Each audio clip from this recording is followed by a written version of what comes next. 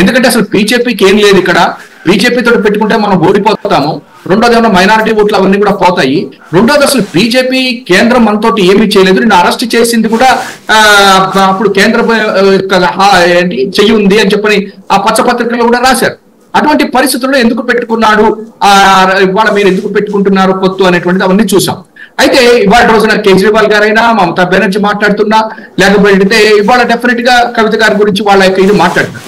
నేనైతే ఒక్కటి మాత్రమే చెప్పదలుచుకున్నా, ఏదైనా సరే ఇవాళ రోజున రాజకీయాలలో ఇటువంటివి ఉండద్దు. నెంబర్ 1.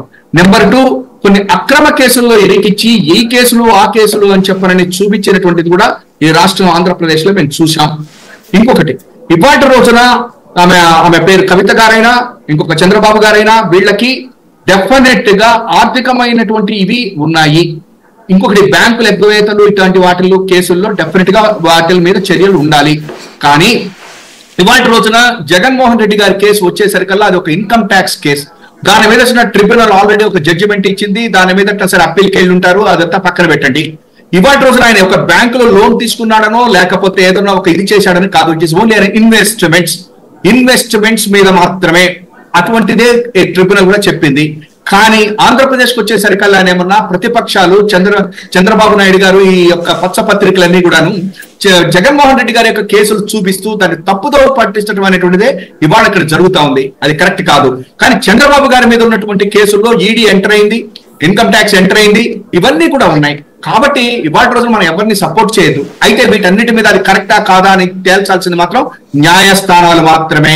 మనం ఎవరిని జైల్లో పెట్టాలనో అది చేయాలనో మనం చెప్పట్లేదు. న్యాయస్థానాలు దగ్గరకి ఆ పోలీసులు కానీ ఇంకో సిఐడి కానీ లేకపోతే ఇంకొక సిబిఐ కానీ తీసుకుని న్యాయస్థానాల ముందు నిలబెట్టడం వరకే వాళ్ళ పని. కానీ ఆ తర్వాత న్యాయస్థానం వాళ్ళకి శిక్ష వేస్తుందా వేయదా, వాళ్ళు మంచి వాళ్ళ చెడ్డవాళ్ళ లేకపోతే ఏంటని తేల్చాల్సిన మాత్రం న్యాయస్థానాలు. దానికి మనం అందరం కూడా బద్దులమైండాలి. కానీ అన్ఫార్చునేట్లీ భారతదేశ రాజకీయాల్లో ఈ యొక్క కేసుల మీద మాట్లాడుకోవటం, ప్రతి ఒక్కరిని వాడిని జైలుకి పంపిస్తా వీళ్ళని జైలుకి పంపిస్తారంటాం, అసలు జైలుకి వెళ్లాల్సినటువంటి వాళ్ళందరూ కూడా బయట ఉన్నారు అనేది కూడా ప్రజలు అనుకునే పరిస్థితికి తీసుకుని వెళ్ళినట్టు దురదృష్టకరం నేను భావిస్తున్నాను. సాయి గారు. రైట్. వెంకటేశ్వర రెడ్డి గారు ఏమంటారు? కవిత అరెస్ట్ ని ఎలా చూస్తున్నారు?